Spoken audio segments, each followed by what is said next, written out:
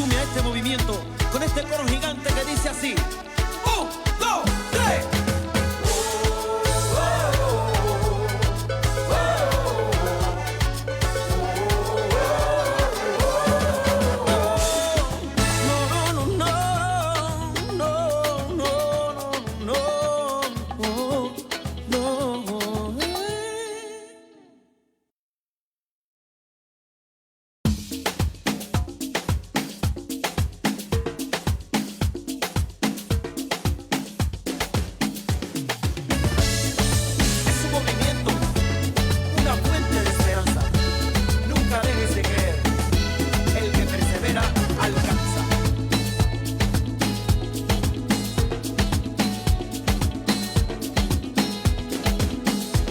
Llegado el momento, es el tiempo perfecto para juntos fomentar el buen vivir. Y la meta no es lejana si tenemos la confianza que la fe y la voluntad mueven montañas. Es la hora del cambio, tu energía es tu aliado y la mano que te ayuda a resurgir. Porque en este movimiento la humildad es el secreto y el motor para emprender el porvenir. Movimiento nacional por la esperanza. Toda meta es visible, toda meta se alcanza. Movimiento nacional por la esperanza. El futuro si es posible, no perdamos la confianza.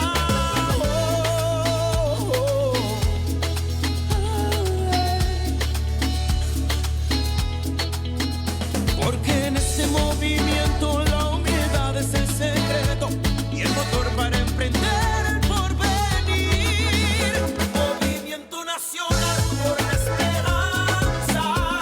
Toda meta es visible, todo se alcanza. Movimiento nacional por la esperanza. El futuro si es posible, no pierdas la confianza. Oye, es el movimiento nacional por la esperanza, donde todo se hace posible, donde todo se alcanza.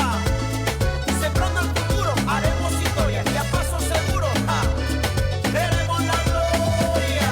Sembrando el futuro, haremos historia. Llegó ese momento, llegó la hora, poquito a poquito todo mejora. Sembrando el futuro, haremos historia. Que la confianza de saber que con fe y esperanza va a suceder. Sembrando el futuro. Y ahora quiero que todo el mundo se sume a este movimiento con este coro gigante que dice así: 1, 2, 3.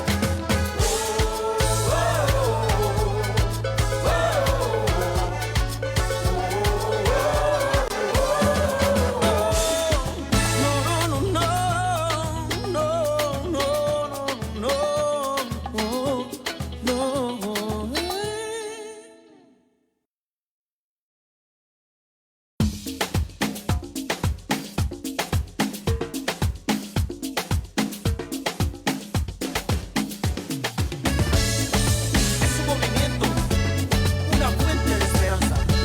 Nunca dejes de creer. El que persevera alcanza.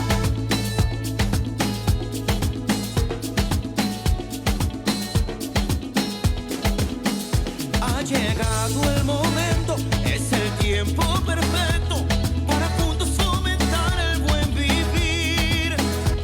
Y la meta no es lejana si tenemos la confianza que la fe y la voluntad mueven montañas. Es la hora del cambio, tu energía es tu aliado y la mano que te ayuda a resurgir. Porque en este movimiento la humildad es el secreto y el motor para emprender el porvenir. Movimiento nacional por la esperanza. Toda meta es visible, toda meta se alcanza.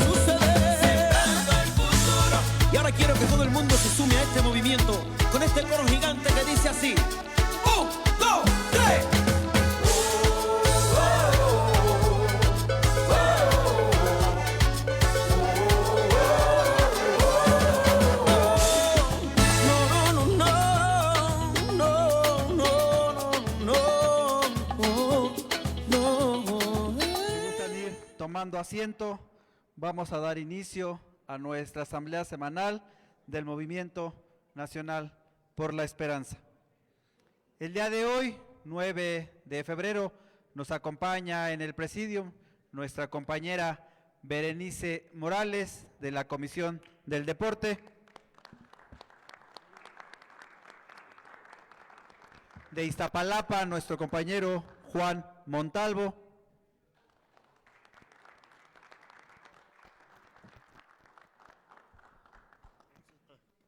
De la Alcaldía Coyoacán, nuestra compañera Leticia Martínez. De Jóvenes por la Esperanza, nuestro compañero Denzel Carrillo.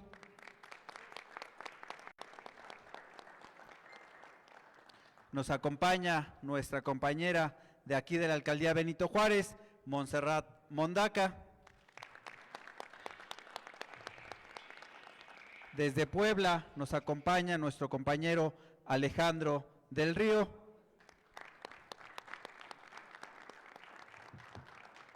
Desde Jalisco, nuestro compañero Salvador Zaragoza. Nos acompaña nuestra compañera Génova Verónica Peralta, de Asuntos Latinoamericanos. Y como cada 8 días, nuestro dirigente nacional, el profesor René Bejarano Martínez.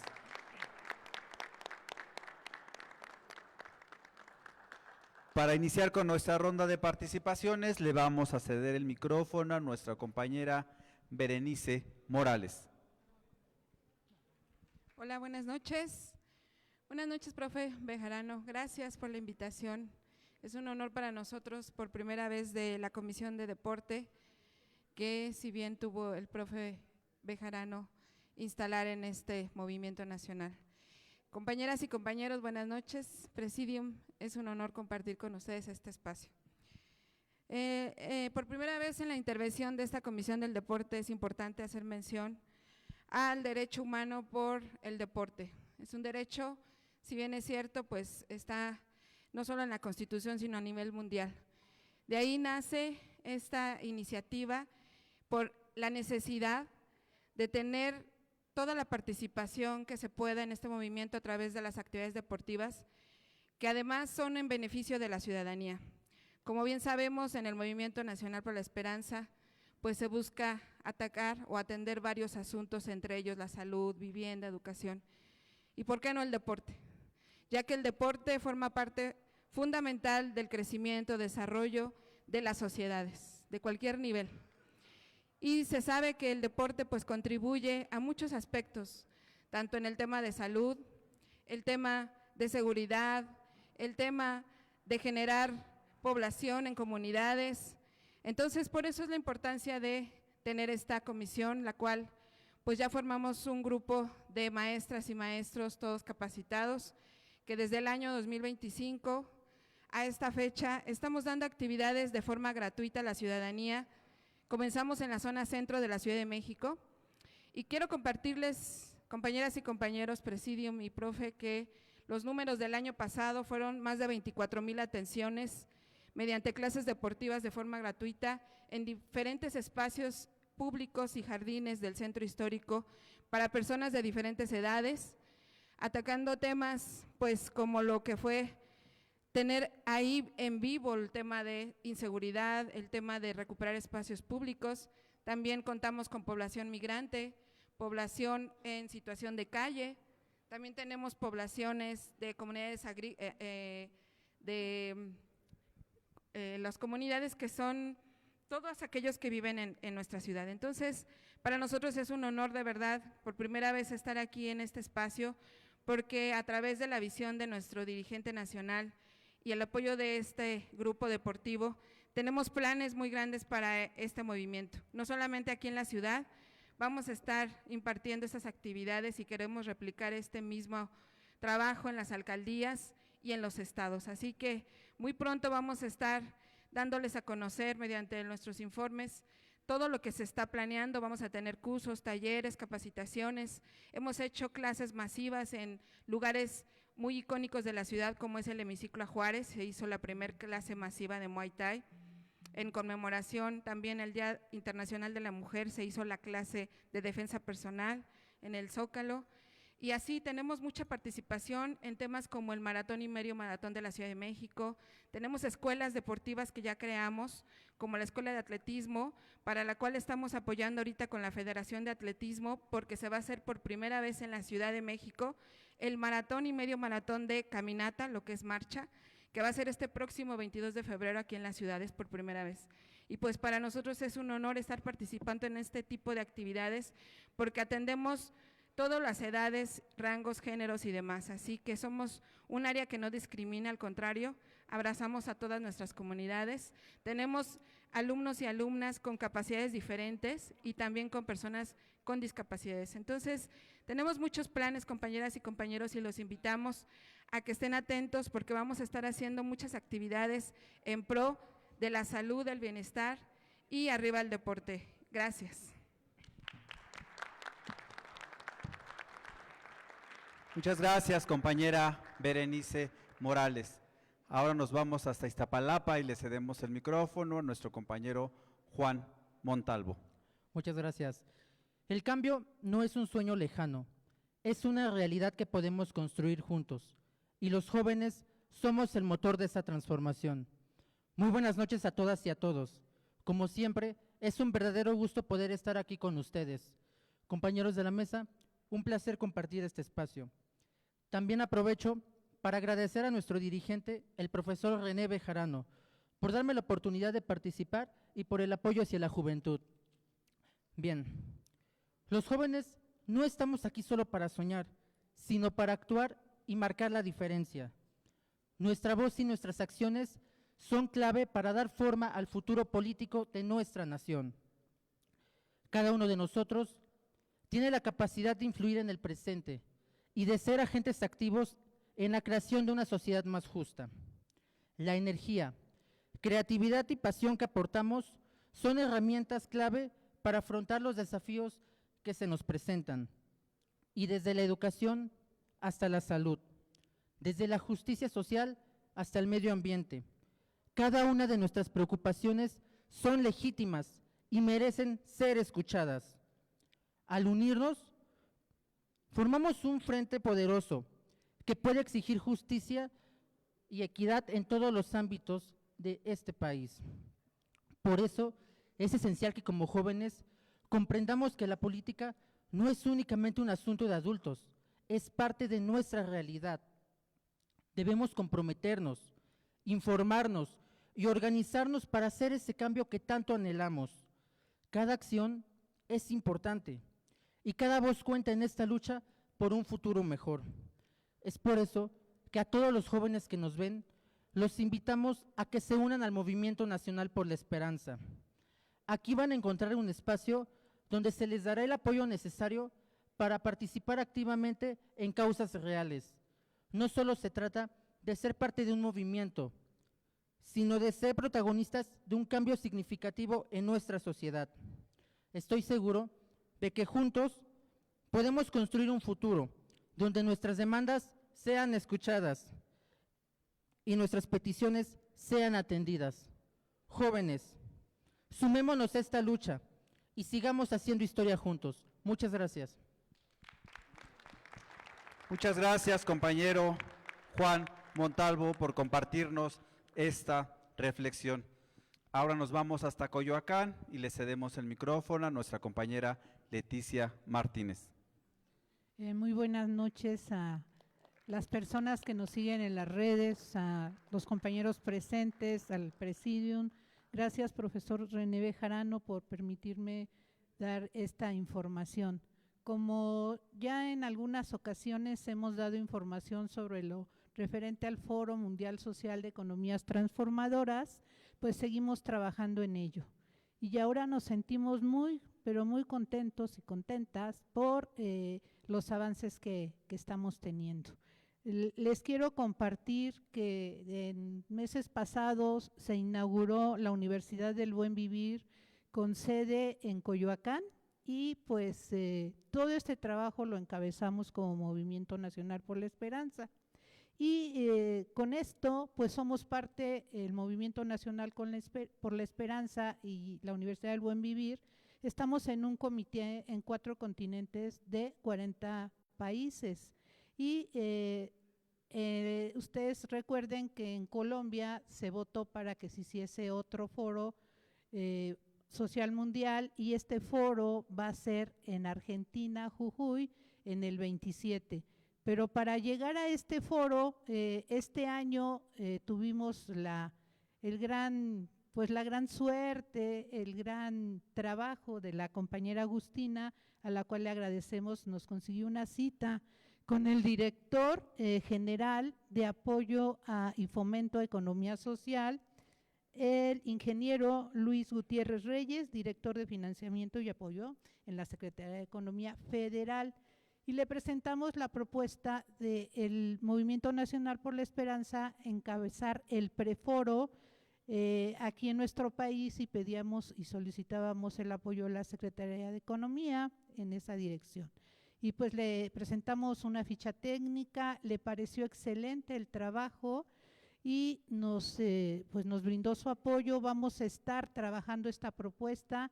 Les quiero comentar que van a participar quien guste, están todos invitados, todas las personas que manejen en sus equipos en todo el país del MNE y de aliados, que tengan pues productores, artesanos, cooperativas, grupos mutuales, economía popular, educación popular, todo lo relacionado con economía social. Pues ahí en la Secretaría de Economía del Gobierno Federal, el ingeniero va a hacer en agosto un gran evento de comercialización y estamos invitados. Y posiblemente en noviembre nos permitan hacer el gran evento que va a encabezar el Movimiento Nacional por la Esperanza del preforo, para irnos a Jujuy el 27, igual con las organizaciones que pues nos quieran acompañar. Nos estamos dando a la tarea de conseguir apoyos, no podemos prometer que va a haber el pago de los vuelos, pero sí el licenciado Rubén Daza, que es del gobierno estatal en Jujuy, es el director de Economía Social, es el que está haciendo punta ahí en Argentina, y ya estamos viendo varias provincias, Salta una de ellas, para las personas que quieran ir en representación, en ocasiones podemos conseguir algún apoyo de hospedaje, algunos apoyos. Están todos invitados porque tenemos que hacer una gran representación de lo que es la economía social, el Movimiento Nacional por la Esperanza, y pues claro que por el concepto que trabajamos aquí, que es el buen vivir. Y ya con esto pues termino. También se está viendo una cita en Banfín con Rocío Mejía para el financiamiento en los proyectos, porque algunas cooperativas, y quien guste también compartimos el conocimiento, tienen ya el perfil, el producto para poder exportar. Y por medio de la financiera, pues sí se pueden recibir apoyos de otros países y más que nada poder vender nuestros productos, claro, con todo, ¿no? Con el registro de CONACYT, todo.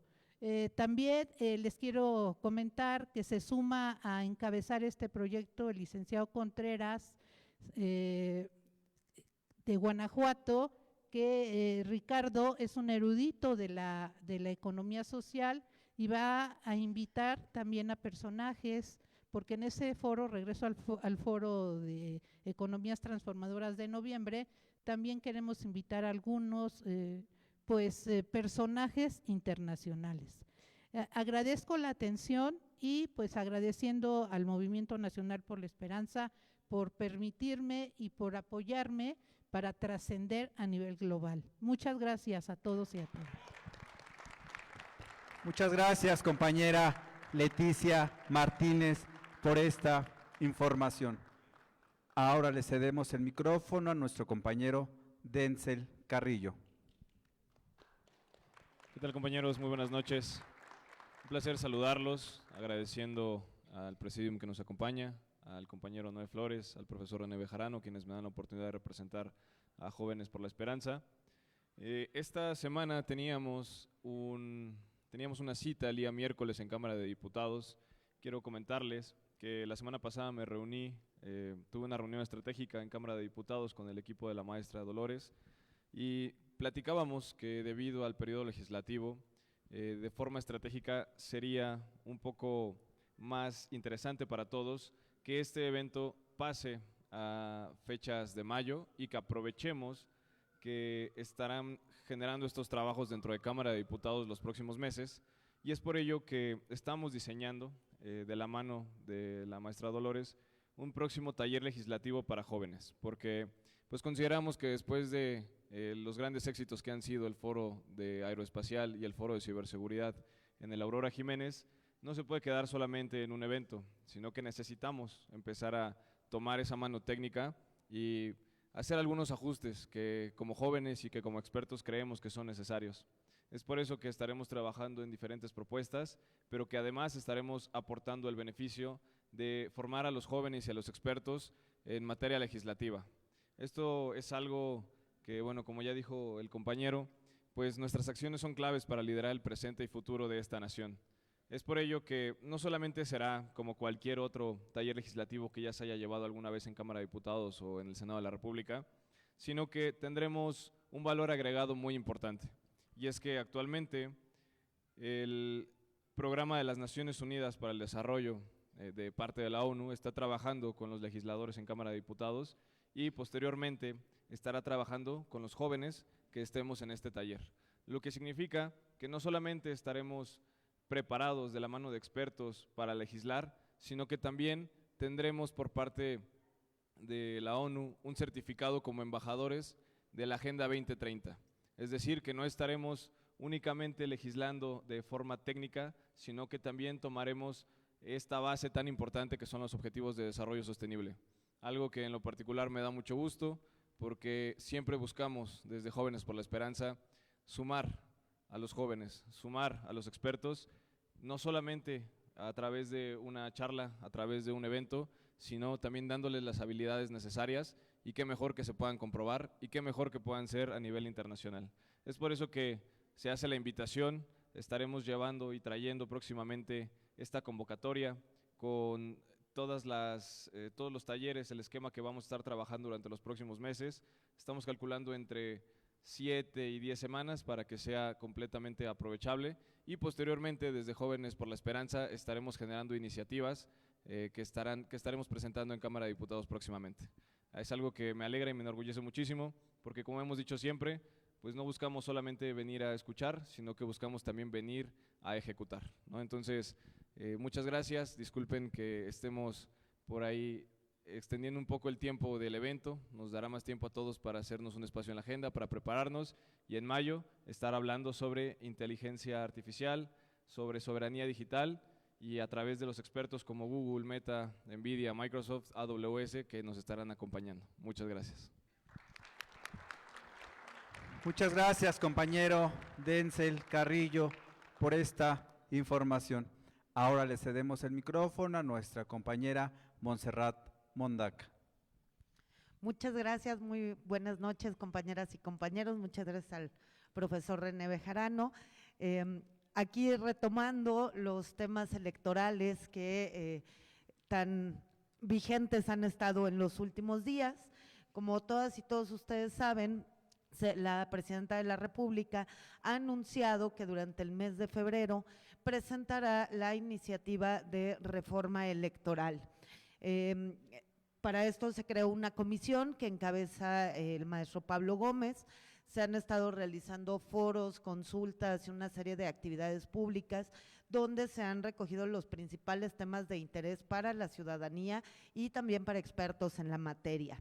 Es importante recalcar que será durante el mes de febrero que se presente esta iniciativa por parte de la Presidenta para que pueda llevar el proceso legislativo necesario y pueda ser aplicable para el proceso electoral 2027, donde en el caso de la Ciudad de México estaremos eligiendo diputados federales, diputados locales, alcaldes, pero también estarán 17 estados eligiendo sus gubernaturas, más otro tanto de cargos a nivel local. Entonces, a partir de que tengamos esta reforma, primero a nivel constitucional, luego a nivel legal y posterior las reformas en los estados. Esta reforma esencialmente busca tres cosas muy de fondo: eficientar los procesos electorales, reducir los costos de la democracia en México. Lo cierto es que tenemos una de las democracias más caras en el mundo y es importante reducir estos costos. Pero a la par de reducir los costos, incrementar la confianza de la ciudadanía en los resultados electorales. Quienes venimos de la izquierda de muchos años, hemos sufrido mucho los fraudes electorales y ahora tenemos una autoridad electoral confiable. Sabemos que nunca más habrá un fraude electoral en México, pero necesitamos incrementar la confianza de la ciudadanía en estas autoridades. Ha habido por ahí como muchos comentarios respecto del tema de los plurinominales, alguna perspectiva de su reducción, pero también hay otra opinión respecto de únicamente modificar los mecanismos de designación de las candidaturas plurinominales.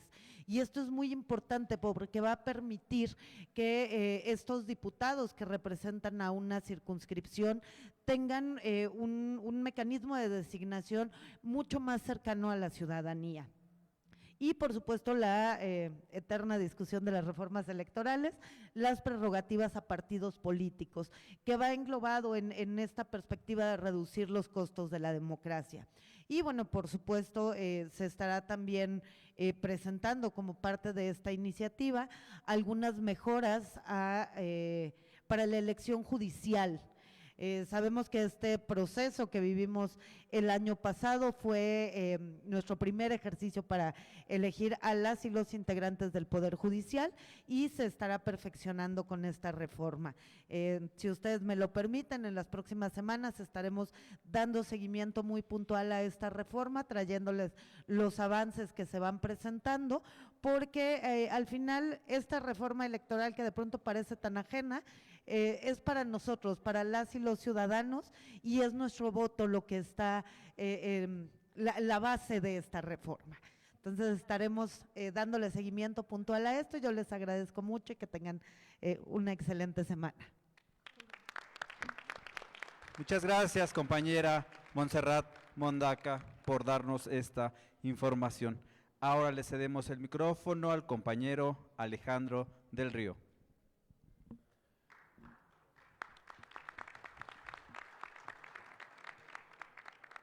Muy buenas noches a todas y a todos. Mi nombre es Alejandro del Río, soy originario de Puebla, pero trabajo en el Tribunal Electoral desde hace algunos años y soy apasionado de nuestra Constitución. Entonces, quisiera darle las gracias primero al profesor René Bejarano por el tiempo que me ha permitido hablar sobre nuestra Constitución de 1917 con motivo de el aniversario que tuvo, el 109 aniversario que tuvo el 5 de febrero pasado. Nuestra Constitución nace de una revolución que inauguró el siglo XX.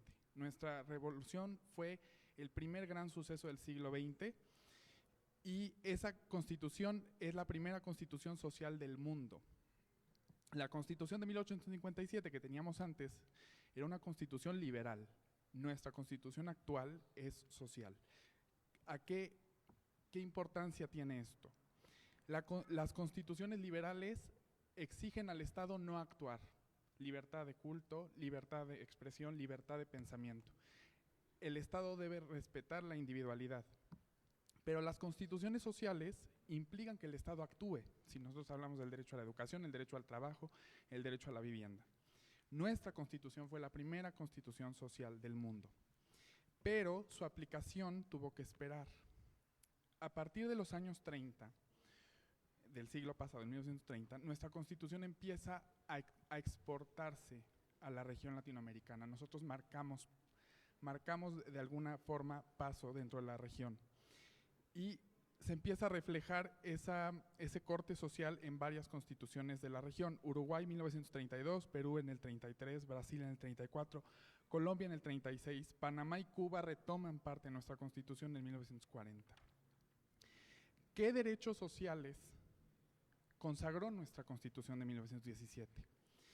El derecho al trabajo, se limitó la jornada laboral a 8 horas, muchísimo antes de que existiera la Organización Internacional del Trabajo. Antes de que la OIT existiera, en México ya existía una limitación de la jornada laboral. Y el derecho al salario mínimo. El artículo 123, fracción primera, decía en su texto original, la duración de la jornada máxima, la duración de la jornada será máximo de 8 horas. Y la fracción sexta decía, el salario mínimo que deberá disfrutar el trabajador será el que se considere suficiente atendiendo a las consideraciones de cada región para satisfacer las necesidades normales de la vida. Estas dos fracciones, que hoy nos parecen completamente normales, completamente entendibles, eran totalmente revolucionarias en esa época. El segundo derecho, derecho a la educación laica y gratuita. Tercer derecho, la protección a la salud. 1917 México ya tenía un derecho de protección a la salud. Y el cuarto derecho social, y probablemente el más importante, la repartición de la tierra y la propiedad originaria del Estado. Y aquí tengo que leer textualmente dos fragmentos, porque es gran parte del corazón social que tenía o que tiene aún la Constitución. La propiedad de las tierras y aguas, decía la Constitución en su texto original, comprendidas dentro de los límites del territorio nacional, corresponde originariamente a la nación, la cual ha tenido y tiene el derecho de transmitir el dominio de ellas a los particulares, constituyendo la propiedad privada. Es decir, el Estado era dueño de toda la tierra y la otorgaba para la constitución de la propiedad privada. La nación, ese es el segundo fragmento importante, tendrá en todo tiempo el derecho de imponer a la propiedad privada las modalidades que dicte el interés público, así como el de regular el aprovechamiento de los elementos naturales susceptibles de apropiación para hacer una distribución equitativa de la riqueza pública y para cuidar de su conservación.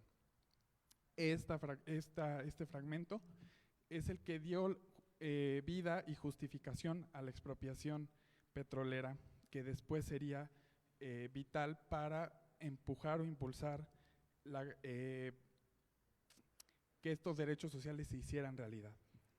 También se consagró el derecho de los pueblos indígenas. La Constitución de 1857 no contenía esa protección a los pueblos indígenas. Otro derecho, justicia expedita y honesta. Todos estos derechos sociales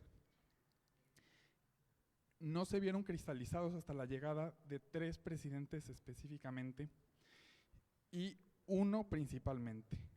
Lázaro Cárdenas fue el auténtico aplicador de los derechos sociales de la Constitución. ¿Por qué?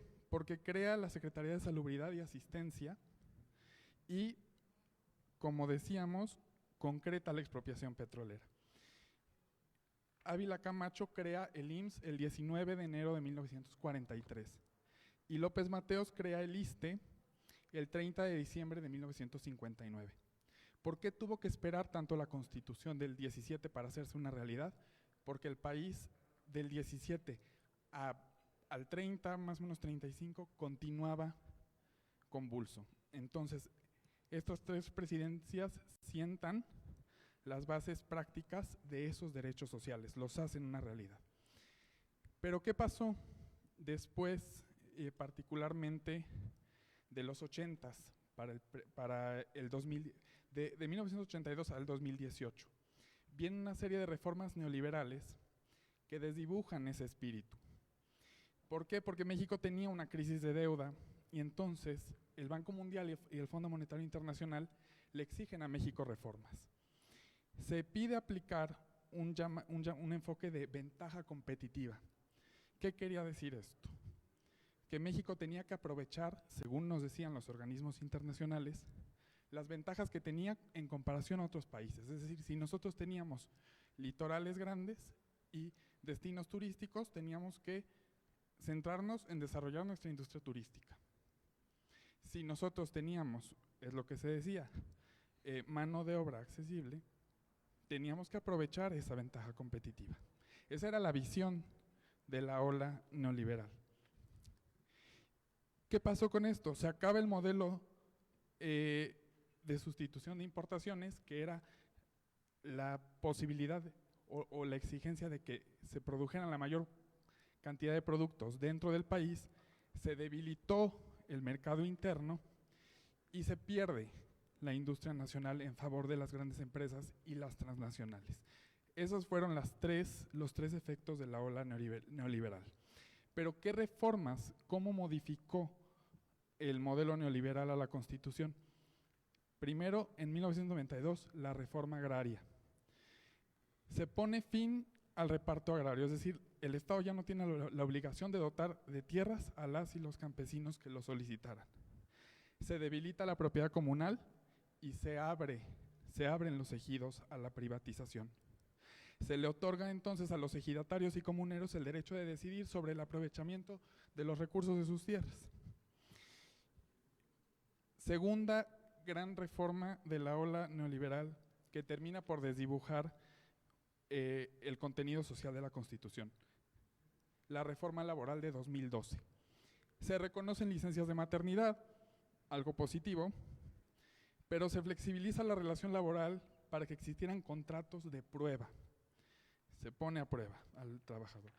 Y se flexibilizan jornadas laborales y también se flexibiliza el pago de salarios. Crece entonces la subcontratación o el llamado outsourcing, que termina por precarizar las prestaciones laborales de los trabajadores o incluso hacerlas nulas e inexistentes. La tercera reforma de la era neoliberal, que desdibuja el contenido social de la Constitución, es la reforma energética de 2013. Se transforma a Pemex y a la Comisión Federal de Electricidad en empresas productivas del Estado con una lógica privada. Ya no son paraestatales, ahora siguen una lógica de mercado, y ese mercado eléctrico se decía iba a estar regulado por instituciones autónomas. El cuarto fenómeno es que no hay aumento al salario mínimo durante este periodo y hay poco avance o nulo avance en prestaciones sociales. ¿Qué pasa a partir del 2018? Viene lo que yo considero el regreso de la vocación social de la Constitución. ¿Por qué? Porque se constitucionalizan los programas sociales. Esto es algo yo no lo he visto en ninguna otra constitución, probablemente también sea nuestra constitución actual pionera en esto. Se cristaliza o se concreta en la Constitución la pensión para adultos mayores. Y aquí quisiera leerlo textualmente. Las personas adultas mayores de 65 años tienen derecho a recibir por parte del Estado una pensión en los términos que fije la ley.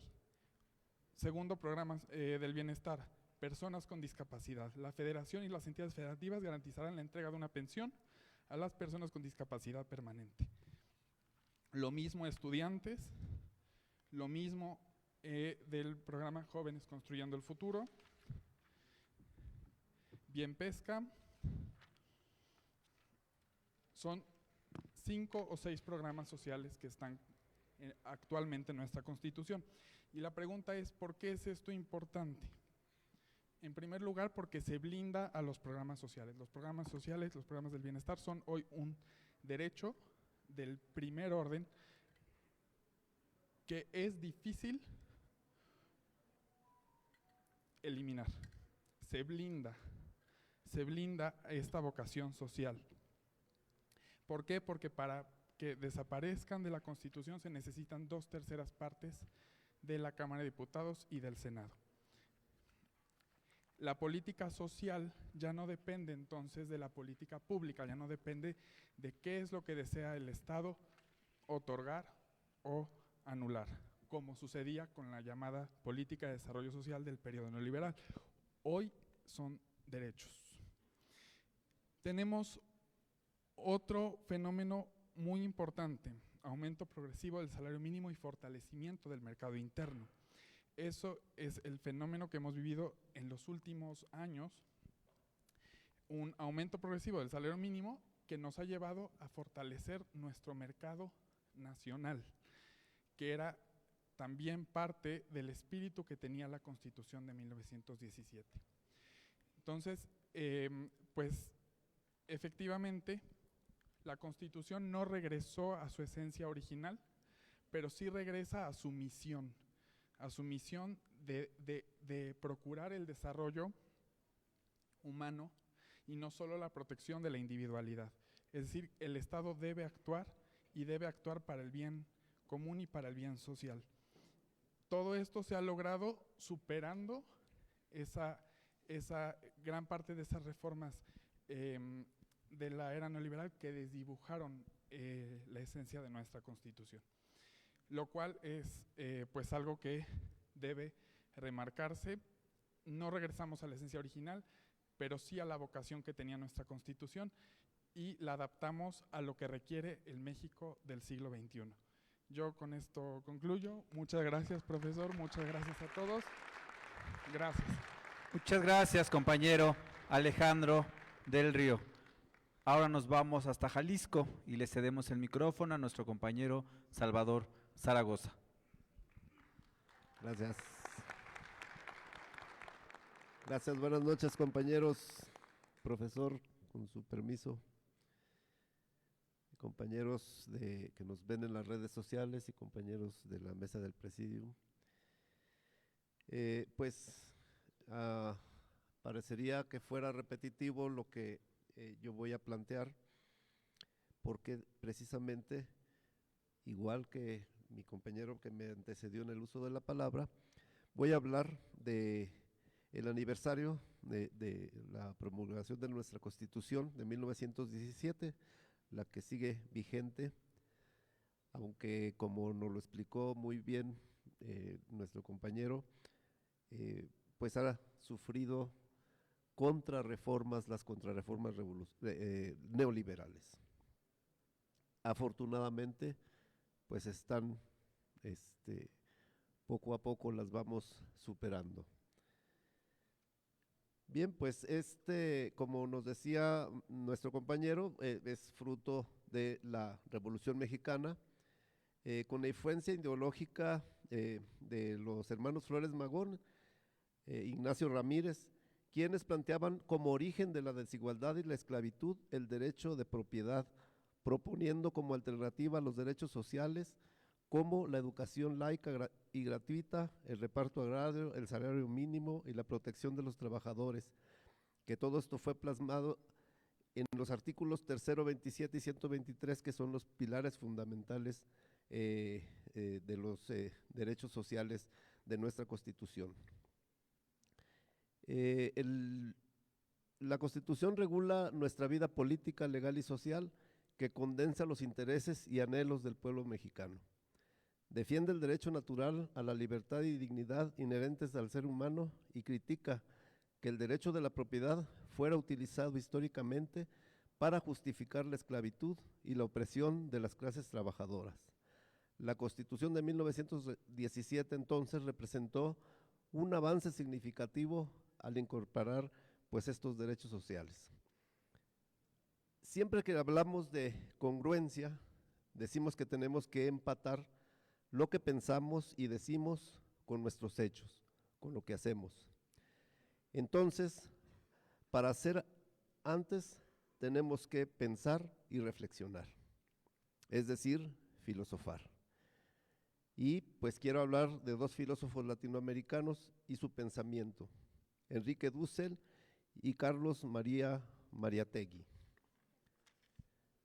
Enrique Dussel ha estado en este salón a instancias de nuestro dirigente nacional, el profesor René Bejarano, y muchos tuvimos la fortuna de escuchar su pensamiento de viva voz. Dussel es considerado uno de los filósofos más importantes de finales del siglo XX. Propone la filosofía y la ética de la liberación para la América Latina, desde su condición de atraso, dependencia, subdesarrollo y marginalización social. La filosofía y la ética de Dussel es considerada posmoderna, aunque para él es transmoderna, al considerar el eurocéntrico al posmodernismo. Él nos plantea crear un sistema filosófico desde nuestra propia historia, desde la herencia cultural colectivista de nuestras civilizaciones que se desarrollaron antes de la invasión europea. Al contrario del individualismo en el capitalismo, se busca la aceptación del otro como otro, opción ética como elección y compromiso moral. La ética de la liberación surge como una crítica a la ética del discurso. La ontología y sistemas europeos tienen un carácter dominador. El pensamiento cartesiano del cogito ergo sum es yo conquisto, yo aplasto, yo domino. Con esto, la ontología eurocentrista justifica el saqueo y la dominación. Para Carlos María Mariátegui, nuestro otro filósofo latinoamericano, el marxismo y humanismo van de la mano. Despoja parte del marxismo economicista para centrarlo en lo antropológico. Une al marxismo y al nacionalismo como un modo de comprender la problemática popular de los pueblos originarios para, desde su realidad y cultura, construir la nueva humanidad. Y nos dice, el marxismo en cada país, en cada pueblo, opera y acciona sobre el ambiente, sobre el medio, sin descuidar ninguna de sus modalidades. Ambos entonces ponen al día al marxismo como un vehículo para que los países marginados que no han estado en el centro de la historia, sean inscritos en ella a partir de su realidad social, económica y política. Este pensamiento e ideas fundamentales caracterizan la colectividad y el movimiento histórico-cultural, político o religioso de nuestro pueblo. Todo esto representa nuestra ideología, nuestra forma de ver el mundo de acuerdo a nuestras experiencias y conocimientos, nuestra estructura social, nuestra propia historia, nuestro pensamiento, nuestra doctrina filosófica, nuestro humanismo mexicano. Hago esta reflexión para poner en contexto histórico e ideológico y fundamentar mi propuesta de una nueva constitución en la que se sostenga esta cuarta transformación que se edifica en México a partir del 2018. Así como de la primera transformación surgió la Constitución de 1824 con la independencia luego de la caída del primer imperio de Iturbide, con sus antecedentes que fueron los sentimientos de la nación promulgada por Morelos en 1813 y la Constitución de Apaxingán de 1814, documentos que al surgir durante la lucha por la independencia pues nunca se pusieron en práctica. Luego de la segunda transformación, que fue la Reforma, surgió la Constitución de 1857 y por último la actual vigente de 1917, surgida de la tercera transformación que representó la Revolución Mexicana y revolución traicionada luego del surgimiento del PRI y el ascenso al poder de Miguel Alemán. Ahí comienza el corporativismo como forma de control político, la corrupción, la represión y la simulación política de democracia. Pero el pueblo no dejó de luchar. Surgen los movimientos campesinos, de ferrocarrileros, de médicos, de maestros, de estudiantes y de sindicalistas. También surgen movimientos armados al cerrarse las puertas para la participación política con las brutales represiones, sobre todo las de 1968 y las de 1972 contra los estudiantes. A partir de 1979 y como respuesta a la crisis política provocada por la guerra sucia y el descrédito del sistema político, se obliga al gobierno a abrir la participación política dentro de un marco legal y democrático. Gracias a todos estos movimientos y resistencia del pueblo, se abre una rendija de democracia, se reconoce a la izquierda y su participación política legal. Pero tras el fraude electoral de 1988 se impone el modelo neoliberal que logramos derrotar luego de los fraudes del 2006 y el 2012 perpetrados por el PRIAN. Se alcanzó el triunfo hasta el 2018. Seguimos ahora construyendo esta nueva transformación, la cuarta, y para eso hace falta un nuevo constituyente que rescate el espíritu social de la del 1917 y se base en la ideología de izquierda latinoamericanista y de nuestra tradición histórica de humanismo mexicano.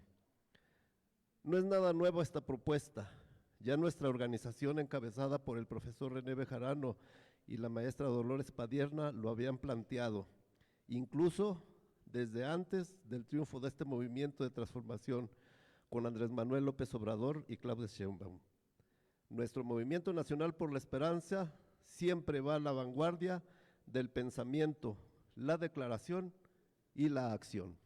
Gracias. Muchas gracias, compañero Salvador Zaragoza, por compartirnos esta reflexión. Ahora le cedemos el micrófono a la compañera Génova Verónica Peralta, abogada penalista internacionalista, defensora de los derechos humanos, feminista jurídica y criminología crítica. Muy buenas noches, gracias por la linda presentación. Muchas gracias, profesor René, a todo el presidio, queridas compañeras, compañeros, compañeres.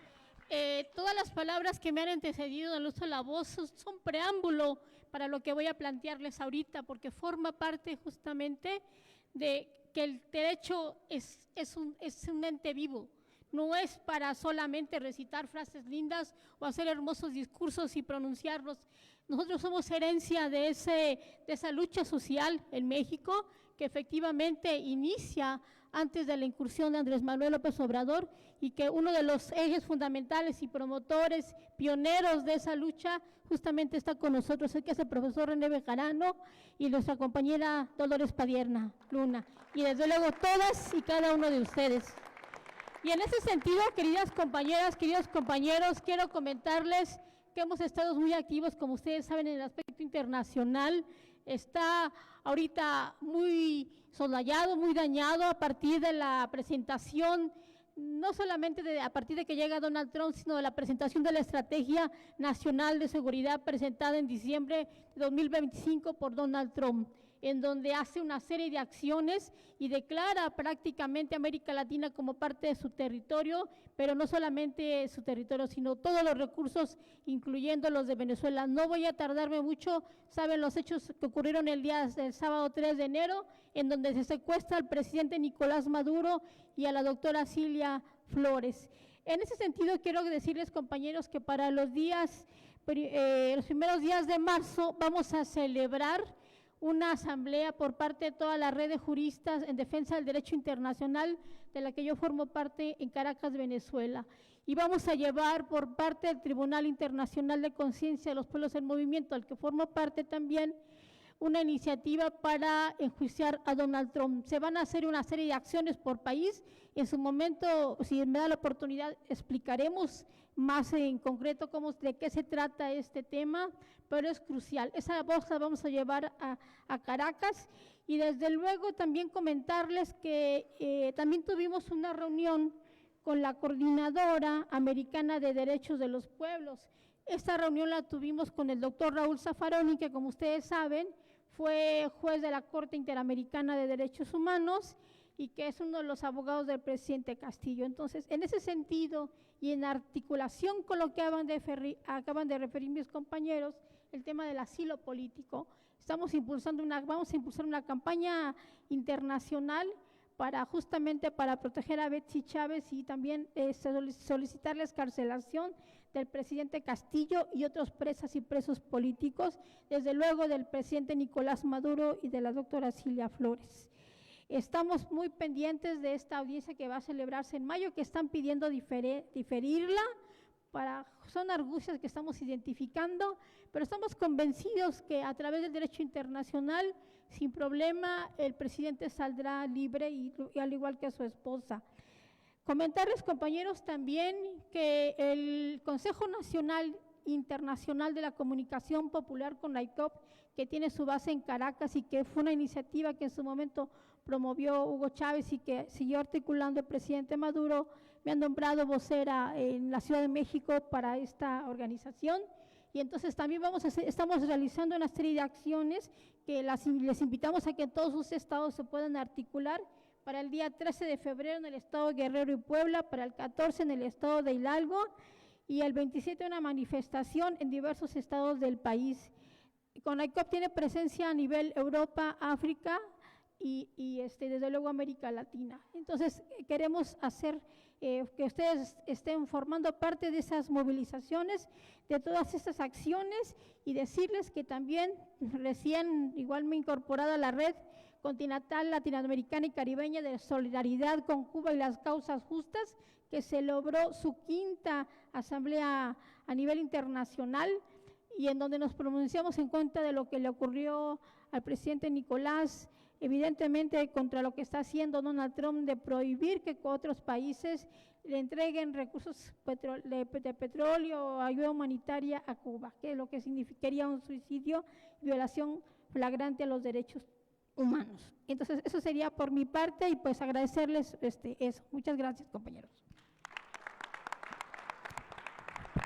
Muchas gracias, compañera Génova Peralta, por esta información. Ahora, para temas internacionales, le cedemos el micrófono a nuestra compañera Jenny Moreno. Muchas gracias, Miguel. Buenas noches, compañeros, compañeras, compañeros de las redes sociales, por supuesto, mis queridos compañeros de la mesa del Presidium. Profesor, muy buenas noches. Pues vamos a comenzar esta semana tomando un poquito de lo que ya han dicho muy a bien mis compañeros con respecto a este tema del neoliberalismo y de las situaciones que pasan a partir de él.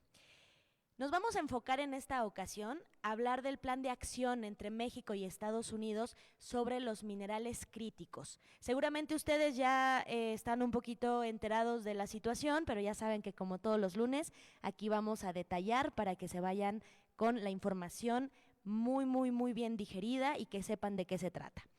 El pasado 4 y 5 de febrero se llevó a cabo en Washington la primer cumbre ministerial sobre minerales críticos convocada por Estados Unidos. El representante de gobierno de Estados Unidos, Jameson Greer, anunció la entrada en vigor del plan de acción. Este plan es un mecanismo de cooperación bilateral orientado a fortalecer y hacer más resilientes las cadenas de suministro de estos recursos estratégicos en América del Norte. El plan está pensado para que sea en 60 días y en esos días se pueda diseñar la política adecuada y los mecanismos comerciales coordinados. La cumbre, es importante que sepan que no es un tratado con fuerza de ley, sino una declaración de propuestas y de compromisos con el objetivo de atraer inversión y los mecanismos de coordinación para estabilizar los mercados. Estos minerales, compañeros, se usan en tecnología avanzada, en defensa, en energías limpias y en semiconductores. Se busca con este plan firmar un acuerdo de colaboración entre gobiernos, empresas y organismos internacionales que reduzcan la dependencia de la región en cadenas de suministro dominadas por China. Y aquí hemos llegado al punto clave. ¿Quieren fortalecer de esta manera a la región?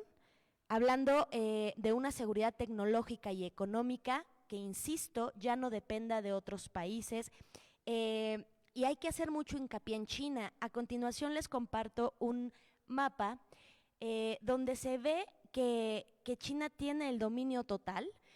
Creo que se alcanza a ver muy bien pues las banderas es lo importante. Aquí el número 1 es China, con casi el 70% de la producción mundial de todos estos materiales. En segundo lugar está Estados Unidos, pero la diferencia es muchísima. El 70% lo tiene China y Estados Unidos está en el 12%.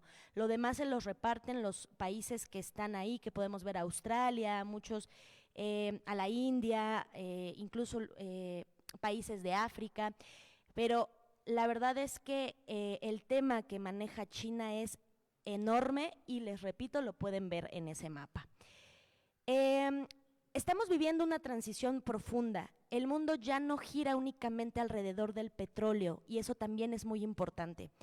Hoy el control global pasa por minerales, compañeros, como el litio, el cobre, el níquel, el cobalto y las tierras raras. A esto, las tierras raras se refiere a los imanes y a la electrónica avanzada.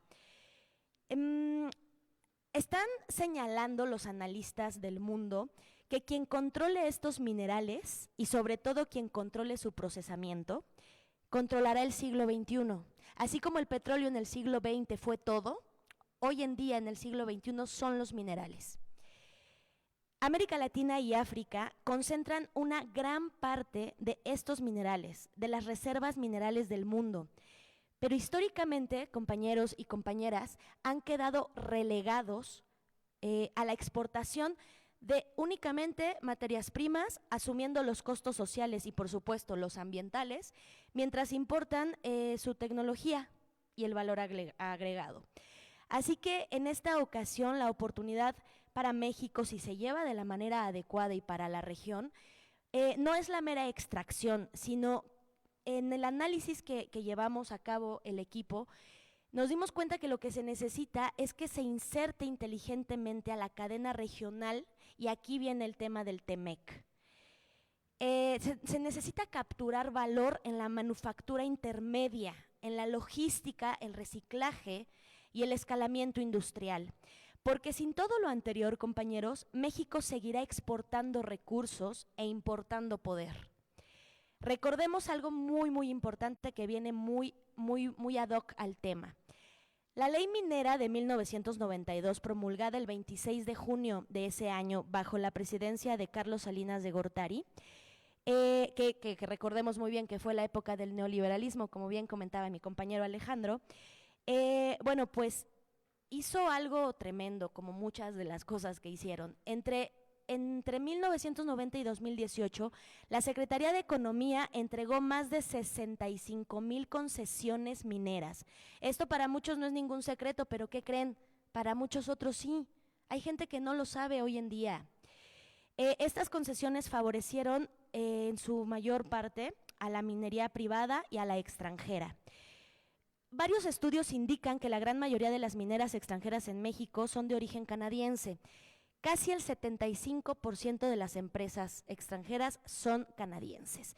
Esta ley extendió las concesiones hasta por 50 años y no solamente era eso, eran renovables por 50 años más. Es decir, compañeros y compañeras, estamos hablando de casi 100 años donde las mineras extranjeras podían hacer y pueden hacer, porque muchas concesiones siguen vigentes, pueden hacer lo que quieren. Se calcula que quedan activas más de 20,000. Las otras, alrededor de 40,000, pues bueno, se han ido cancelando, anulando por algunas irregularidades, pero siguen activas muchas de estas mineras. La iniciativa de reforma que se llevó a cabo en 2023 con el entonces presidente Andrés Manuel López Obrador quiso modificar muchos puntos importantes para detener tanto saqueo. ¿Por qué? Porque las mineras, especialmente las de Canadá, estaban pisoteando al país de manera abrupta. Así que la ley de minería del 2023 es una de las más importantes para detener la vulneración sistemática de derechos de las comunidades y para proteger al medio ambiente frente a la industria extranjera. Y la industria extractiva, por supuesto, nos estamos enfocando en ella. Así que esta reforma que se aprobó en aquel año tiene mucho que ver con el tema del uso del agua, la protección del medio ambiente y de los residuos. Y si bien endureció las reglas con respecto a reducir las concesiones, que de entrada eran de 50 años, como ya les comenté, y se fueron a 30, con solamente la opción de ser prorrogables 25 años más, hace falta fortalecer. Hay cosas que todavía no están claras y que se tienen que aclarar, y más si se tocan temas tan importantes como exigir consultas indígenas y licitaciones públicas, prohibir la minería en áreas protegidas y restringir el uso de agua indebido. Por supuesto que en todo esto, compañeros, hay riesgos estructurales importantes y el primero de ellos es la asimetría de poder, porque obviamente si no tenemos cuidado esto puede priorizar abastecimiento solamente para Estados Unidos.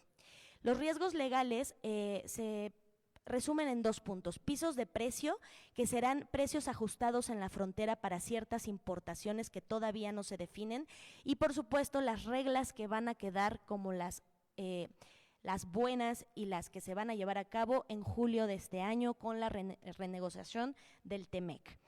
El riesgo socioambiental es importante tenerlo en cuenta.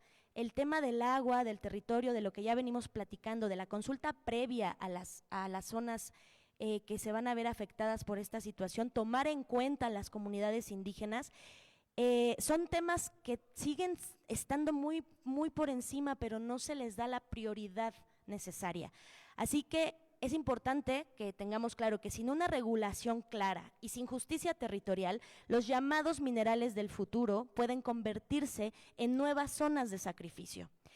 Así que bueno, este plan puede ser una palanca importante para el desarrollo industrial soberano de nuestro país, o también, compañeros, puede ser un nuevo engranaje de subordinación extractiva. Todo dependerá de si nuestro país controla la transformación, no solo la extracción. La diferencia no estará en el discurso político, sino en las decisiones concretas. ¿Quién controla la transformación? Y si el Estado mexicano asume un papel activo o meramente reactivo a partir de esto. Traigo a colación a Hannah Arendt para poder concluir en esta ocasión, compañeros, porque ella decía que el poder no nace de la fuerza, sino de la acción concertada y consciente. Lo que significa que hoy México, nuestro hermoso país, está ante una elección histórica. No se trata solamente de minerales, como se los comenté desde un principio. Estamos hablando de qué lugar queremos ocupar en el mundo que viene.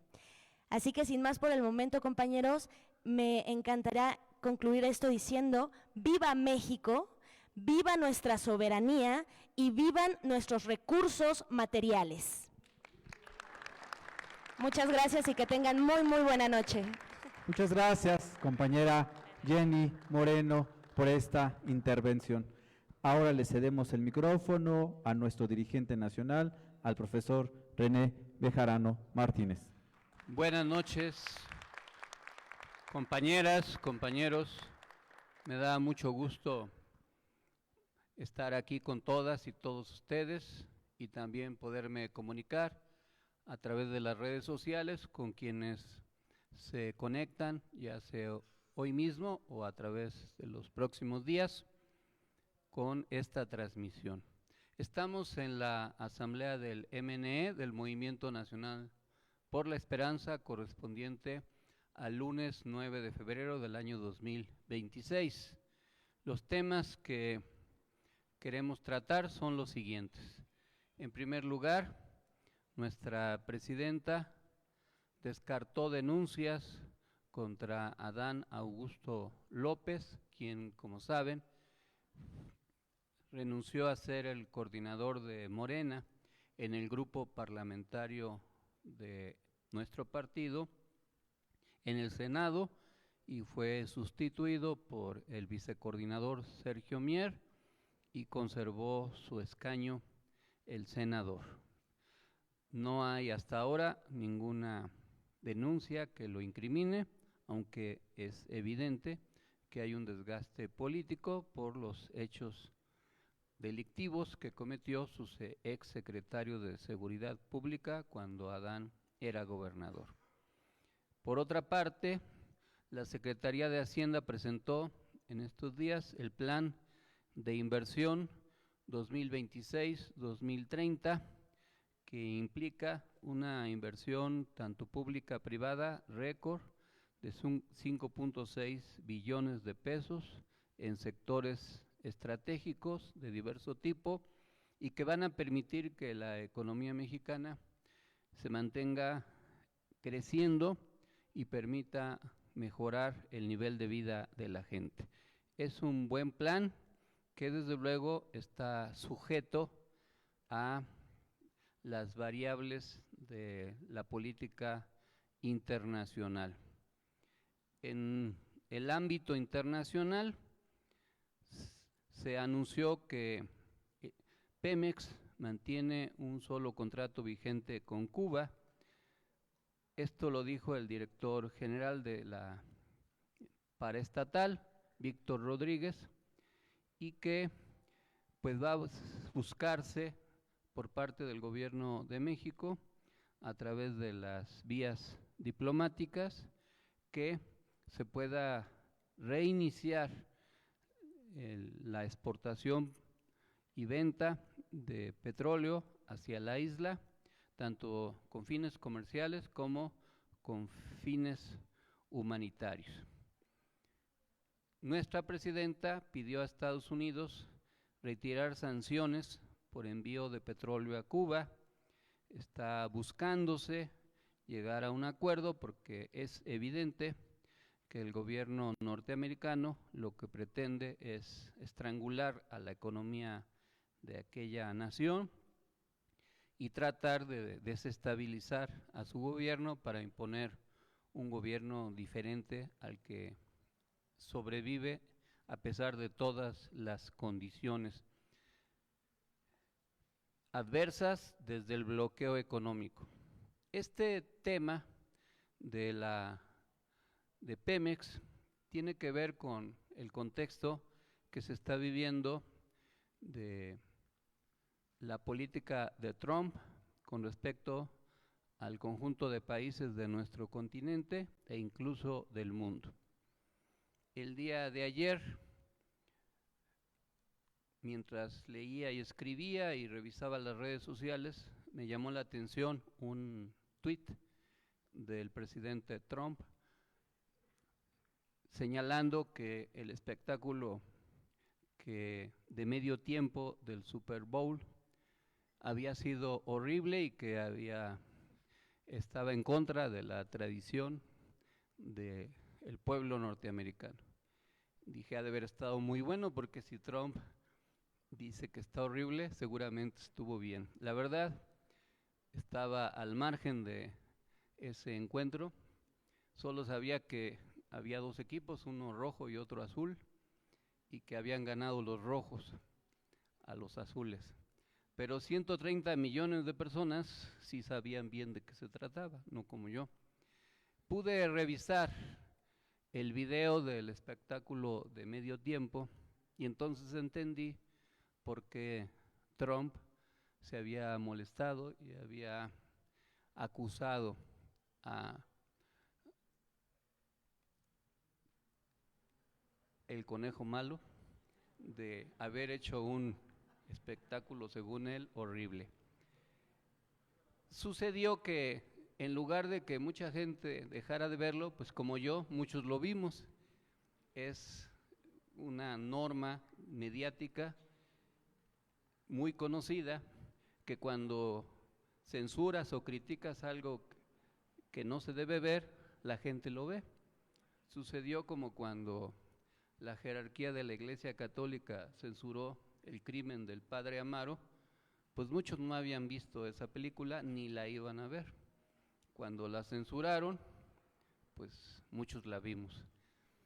Así es que la publicidad que Trump le hizo que se viera mucho más ese video, cargado de simbolismos muy importantes. Uno de ellos fue la presencia de Ricky Martin, que como saben es un artista, un cantante que salió del closet. No es tan guapo como muchos de los que están aquí, pero sí tiene algo de belleza masculina, aunque él es gay. Y los supremacistas blancos, conservadores, pues son intolerantes hacia los gays. Entonces el que él haya hablado fue muy importante y que haya cantado. Pero además, cuando Ricky Martin dice en una canción lo que le pasó a Hawái, no se refiere a un hecho aislado, ni solo a una tragedia natural, sino a un proceso histórico y político que funciona como advertencia simbólica. ¿A qué alude exactamente o a qué aludió Ricky Martin? Se refiere a la pérdida de soberanía y al despojo estructural que sufrió Hawái tras su anexión por Estados Unidos. Anexión y pérdida de soberanía. Hawái fue un reino independiente hasta finales del siglo XIX, fue anexado por Estados Unidos en 1898, sin un referéndum real del pueblo hawaiano. Su cultura, lengua y formas de vida quedaron subordinadas al poder federal, a la colonización económica, a los grandes intereses inmobiliarios, turísticos y financieros que desplazaron a la población originaria. Los hawaianos nativos hoy enfrentan altos costos de vida, pérdida de tierras y marginación en su propio territorio. Tragedias recientes como símbolo, incendios como los de Maui en 2023, mostraron cómo la especulación, el abandono estatal y la desigualdad estructural agravan los desastres, entre comillas, naturales. Para muchos artistas y activistas, esos hechos revelan el costo humano del modelo colonial. ¿Por qué Ricky Martin usó este ejemplo? Porque funcionó como metáfora política y cultural, especialmente para Puerto Rico. Lo que le pasó a Hawái, lo que puede pasarle a cualquier territorio sin soberanía real.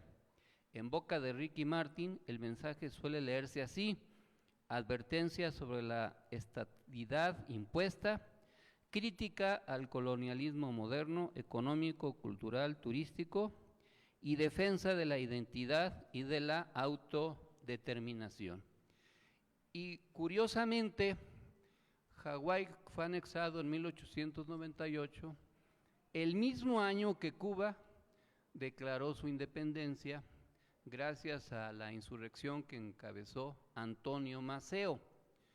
Pero la independencia de Cuba, que fue la última independencia de América, fue propiciada por Estados Unidos a través de un autoatentado a un buque norteamericano, el Maine, y con ese pretexto los norteamericanos, inspirados en la doctrina Monroe, influyeron en Cuba para controlar sus recursos naturales.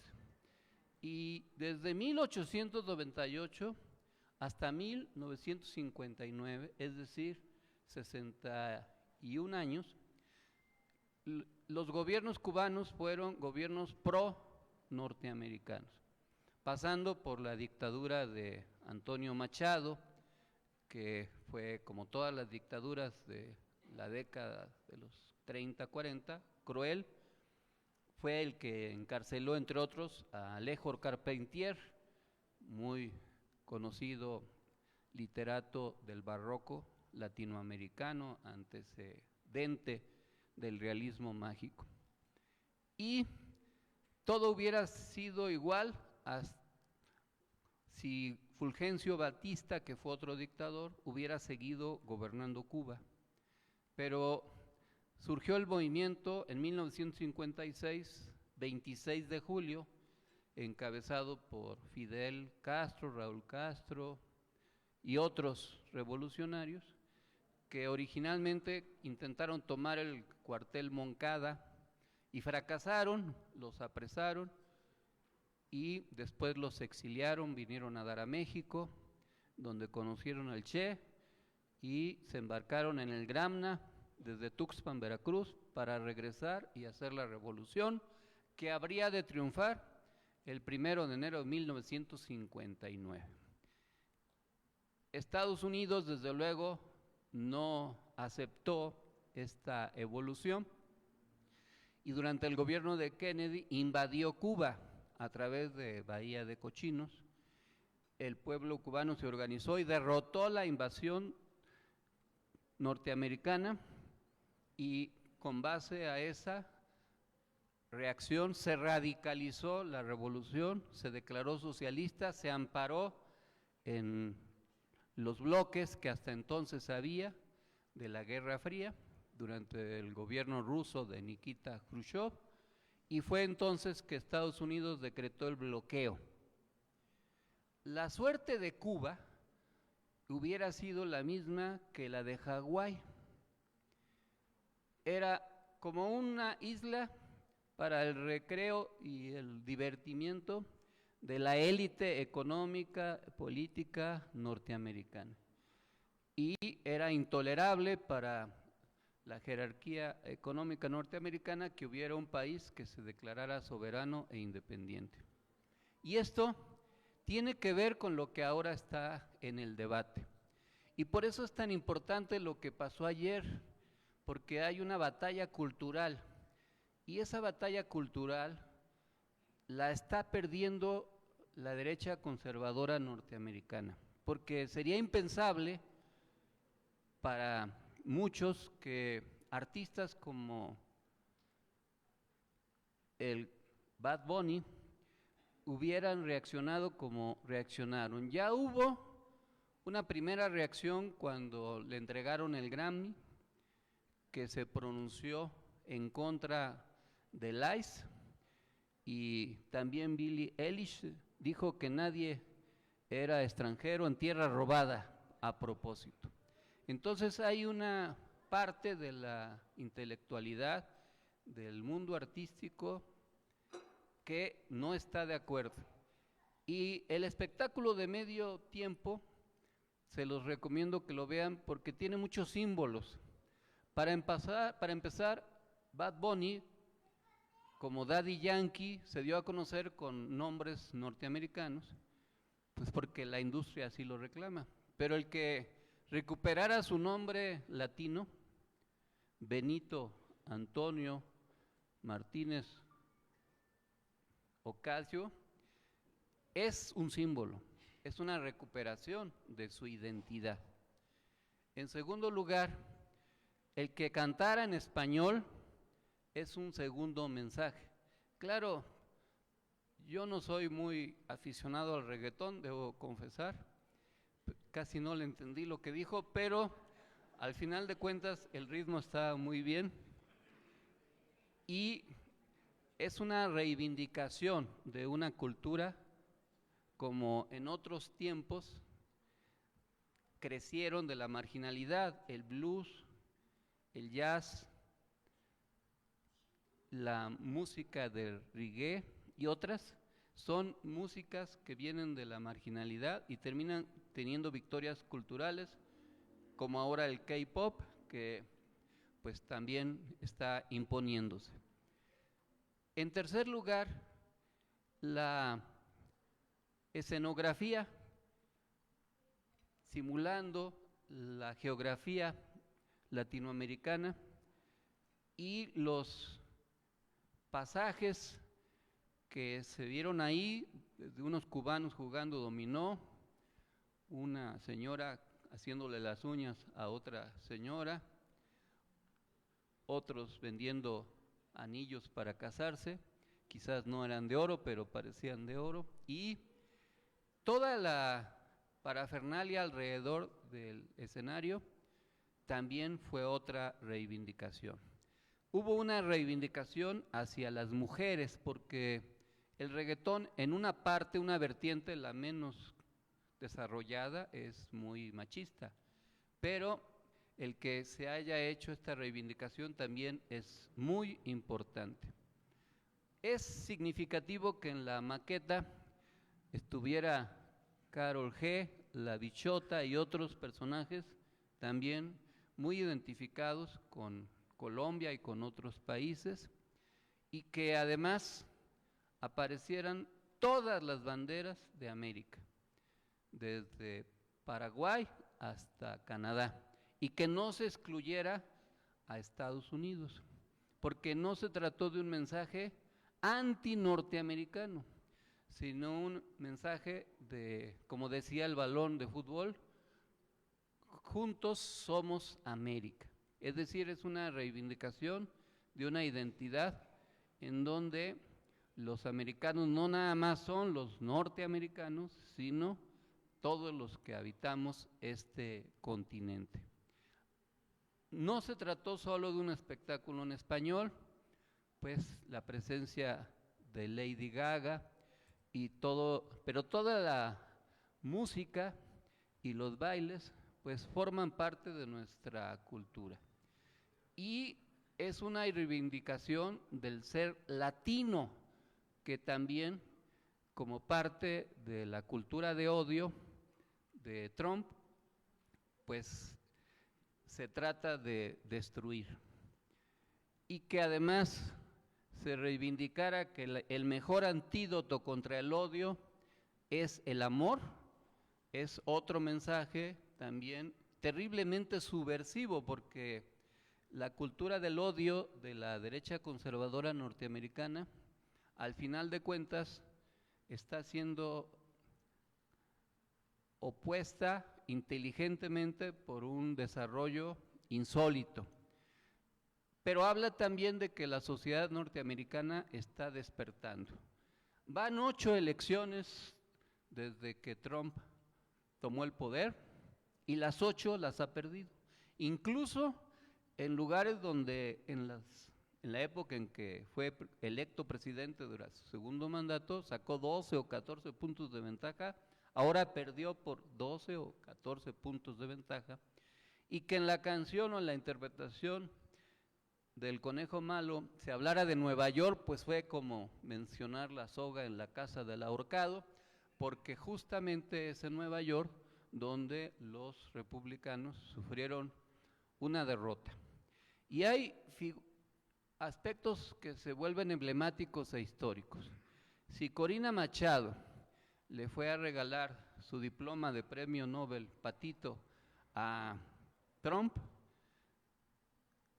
Bad Bunny le regaló a un niño apellidado Conejo, que yo pensé que ese era su apodo, porque cuando lo detuvo el ICE traía una gorra con unas orejas de conejo, pero al final de cuentas es su apellido.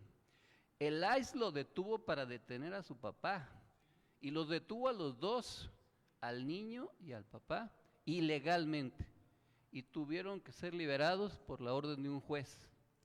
Y que Bad Bunny le haya regalado el trofeo al conejo niño, pues es que el conejo malo no es tan malo y que en realidad es una buena persona.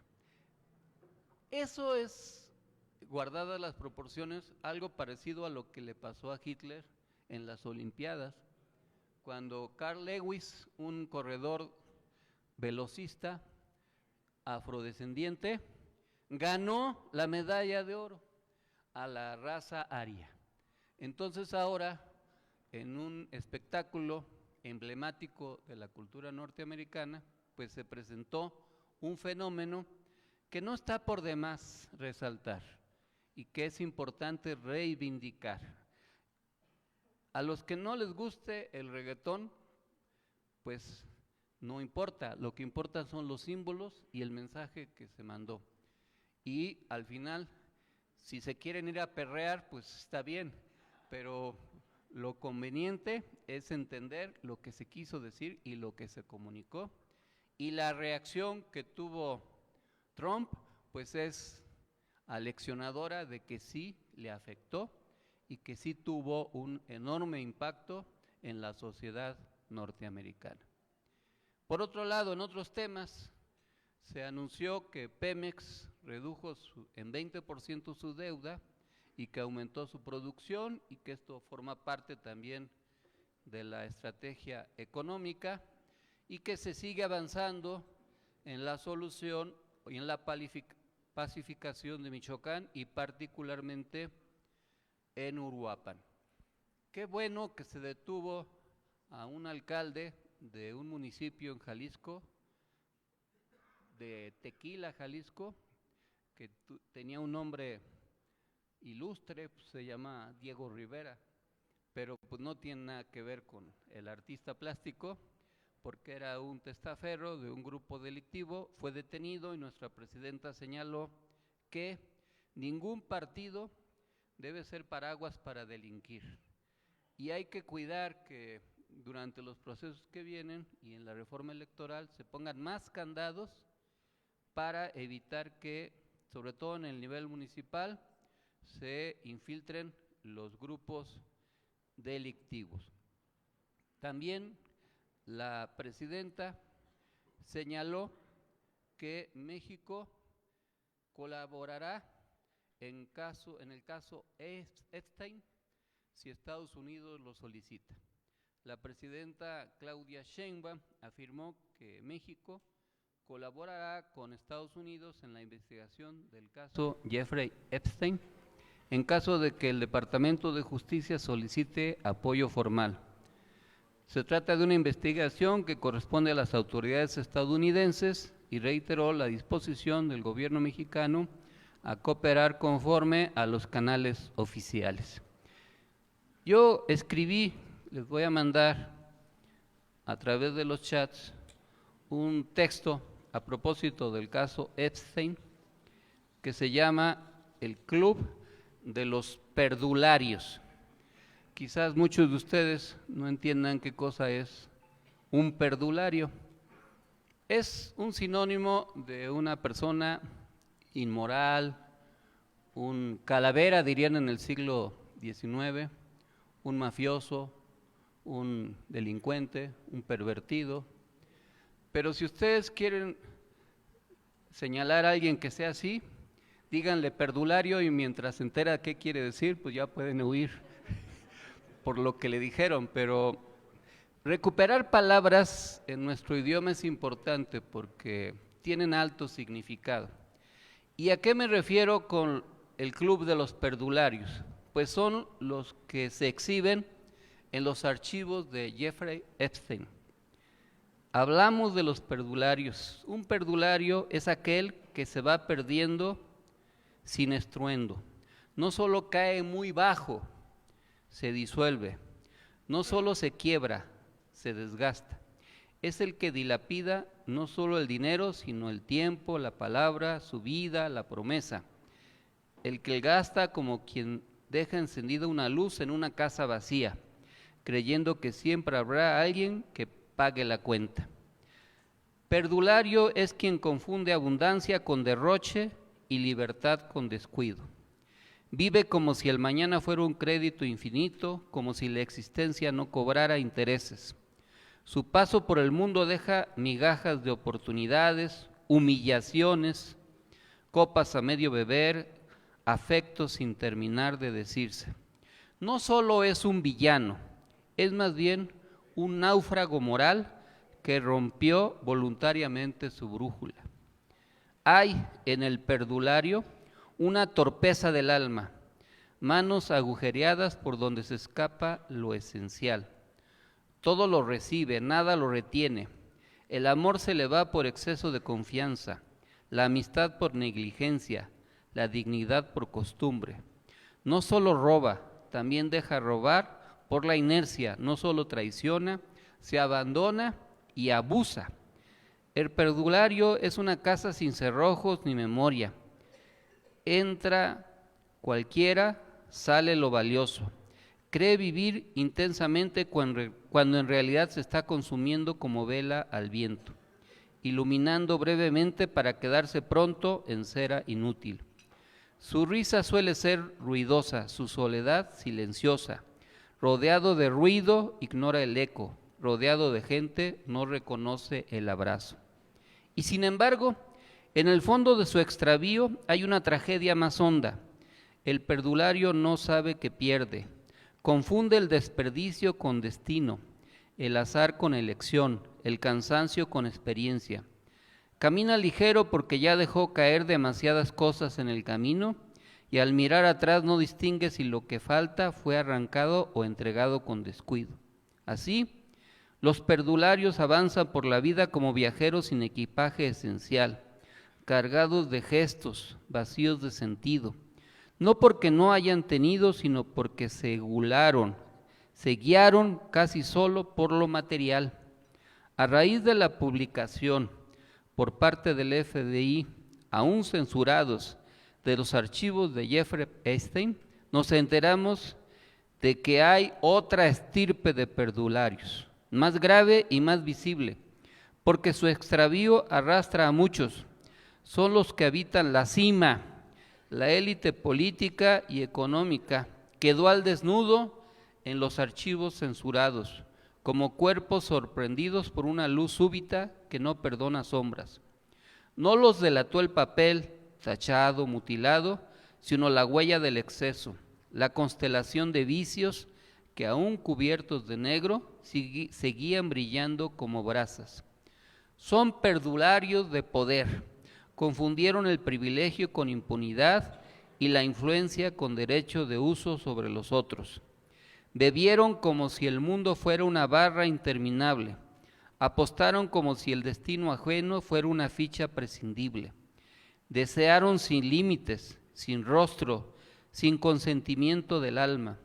La lujuria se les volvió costumbre, la violencia un rumor que aprendieron a no oír. Perdieron el freno ético, no de golpe, sino por abandono, como quien deja oxidarse los frenos en una pendiente. El placer desordenado los fue llevando. Cada concesión fue una puerta abierta, cada puerta una excusa, cada excusa un hábito, y el hábito una biografía torcida. No fue el goce lo que los perdió, sino su falta de forma, el goce sin ley, sin cuidado, sin responsabilidad. Se entregaron a las pasiones como a un río crecido, celebrando la corriente hasta que el cauce se los tragó. Vestidos de respetabilidad, hablaban de mercados, de leyes, de futuro. Desnudos de dignidad, traficaban con el presente. En público, el discurso; en privado, el despojo. Aprendieron a vivir en la escisión, una cara para la tribuna, otra para el sótano. Y así se volvieron expertos en censuras. Tachaban nombres, borraban rastros, pero no podían borrar el temblor moral que deja el abuso cuando se vuelve sistema. Estos perdularios no perdieron por ignorancia, sino por soberbia. Creyeron que el poder era una sustancia que anestesia la culpa. Se les fue el rumbo porque nunca lo cuidaron. Lo pusieron en manos del deseo sin brújula. La dignidad, esa palabra frágil, la empeñaron por una noche más, por una apuesta más, por un silencio comprado.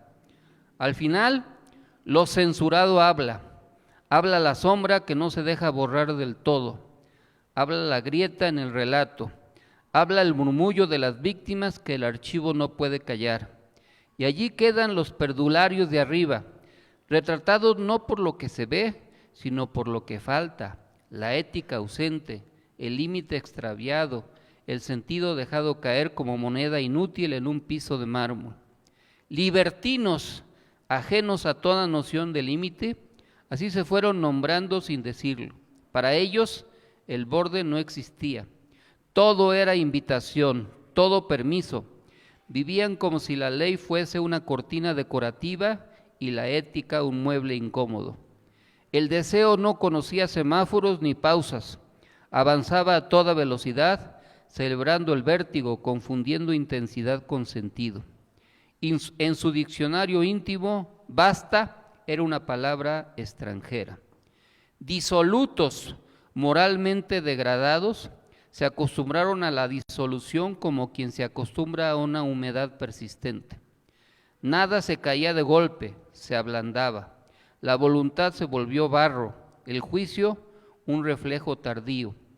Todo se mezcló, el negocio con el placer, la influencia con el abuso hasta perder contornos. No fue un error puntual, fue una manera de estar, vivir sin aristas, sin resistencia, sin pudor frente al propio espejo. Depravados, pedófilos, la palabra pesa y debe pesar. No es un exceso más, es la ruina absoluta del límite. Allí donde la infancia debía ser resguardada, hicieron cacería. Donde debía haber cuidado, sembraron miedo. La depravación no fue un desliz nocturno, fue una arquitectura del daño. En ese punto, la caída dejó de ser privada y se volvió crimen del alma, la herida que no cierra, el tiempo robado a quien no podía defenderse. Vida perdida de proxeneta, traficantes de cuerpos y de silencios, convirtieron la carne en moneda y el consentimiento en mercancía falsificada. Administraron la sombra como empresa, logística de abuso, contabilidad del dolor, contratos no escritos que pagaban con terror. No eran solo clientes del infierno, fueron sus gerentes y cada transacción les arrancó un trozo más de humanidad hasta quedar expertos en la nada.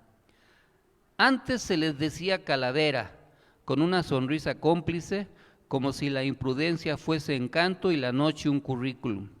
Hoy son personajes trágicos. Gastaron su alma como quien quema billetes en la madrugada para calentarse un instante, celebrando la llama sin pensar en el frío que viene. Lo que llamaron libertad fue incendio, lo que llamaron placer, ceniza. Les quedó el hollín en las manos y un vacío que ni el poder ni el dinero supieron llenar. Así avanzan los perdularios de la élite, envueltos en brillo, erosionados por dentro. No los pierde el deseo sino su desorden, no los condena el goce sino la ausencia de límite. Y cuando el humo se disipa, lo que queda no es grandeza caída, sino un saldo en rojo, la dignidad dilapidada, el rumbo extraviado, la noche sin coartada. Había rasgos comunes en la élite de los perdularios, señales de una fauna reconocible aun cuando cambiara el paisaje. Jeques mediáticos, príncipes del espectáculo y del petróleo simbólico, administradores de la imagen y del secreto, compraron respeto con donaciones, silencio con contratos, olvido con fiestas. Su poder no necesitó territorio, le bastó la cámara, el jet, el yate, la promesa de una noche irrepetible. Convertidos en marca, aprendieron a borrar huellas con el mismo pulso con que firmaban acuerdos. Gobernantes de alto mando, hombres y mujeres formados en la gramática del mando que confundieron autoridad con excepción. Para ellos la ley fue un traje a la medida que se descuelga al llegar la madrugada. Se acostumbraron a que todo se resolviera por arriba, a que los límites fueran negociables y el daño un daño colateral. La investidura les dio una coartada moral que usaron como capa, en público, orden, en privado, desorden sin consecuencias. Integrantes de monarquías decadentes, herederos de un brillo cansado, custodios de apellidos que ya no explican nada, vivieron del eco de un pasado glorioso, rellenando el vacío con rituales caros y vicios viejos. El protocolo fue su máscara, la nostalgia su anestesia. En palacios fatigados por la historia, aprendieron a confundir tradición con privilegio y linaje con impunidad. Empresarios multimillonarios, ingenieros del riesgo ajeno, contables del mundo, acostumbrados a convertir todo en activo, trataron la vida como inventario. Donde otros veían personas, vieron oportunidades. Donde había límites, vieron cláusulas. La eficiencia se les volvió excusa, la filantropía barniz. Y cuando el negocio cruzó la frontera del daño, respondieron con abogados, no con conciencia. Y estaban los otros invitados, la constelación de acompañantes de lujo, celebridades, intermediarios, operadores del placer, que orbitaban las islas y los resorts del gran consumo, lugares diseñados para que el exceso no deje rastro, playas privadas, mansiones flotantes, ciudades vitrina, donde la noche se alquila por horas y el silencio se firma con propina. El turismo de alta gama fue su escenografía, todo incluido, incluso la ceguera moral. Así se reconocen los perdularios de la élite, por la facilidad con que cruzan fronteras y la dificultad para reconocer límites. Viven en archipiélagos de privilegio, conectados por pistas privadas y acuerdos tácitos. Ahí el mundo parece pequeño y el daño remoto, pero la suma de sus desórdenes hace sistema y el sistema deja víctimas. Entonces el brillo se apaga y queda la pregunta que nunca quisieron hacerse: ¿qué precio tuvo esa noche y quién lo pagó? No solo los mueve el hedonismo, el placer es la antesala, el negocio el cuarto de máquinas. En esos círculos el exceso funciona como lubricante de acuerdos, copas que sellan pactos, islas que operan como oficinas sin actas, noches donde la contabilidad se escribe en servilletas que luego se queman. El goce abre la puerta, el cálculo la atraviesa. Evadir impuestos fue una destreza celebrada como ingenio. Aprendieron a disolver responsabilidades en mares fiscales, a fragmentar fortunas en archipiélagos de papel, a llamar optimización a la fuga. La riqueza sin anclaje viaja más rápido, la ley siempre llega tarde, y en esa carrera la ética quedó rezagada como equipaje prescindible. Extorsionar desde la imagen fue otra industria. La cámara, testigo mudo, se volvió arma. Videos y retratos en situaciones comprometedoras circularon como moneda negra, garantía de obediencia, candado del silencio. No importaba la verdad, importaba el ángulo. El miedo hizo de notario. Así la intimidad ajena se transformó en palanca y la vergüenza en interés compuesto. Hubo también relaciones con gobiernos conservadores. Vaya hipocresía. Alianzas selladas con discursos de orden y valores, mientras en los sótanos se negociaba el desorden. Moral pública de mármol, prácticas privadas de barro. La retórica servía para la plaza, la impunidad para el despacho.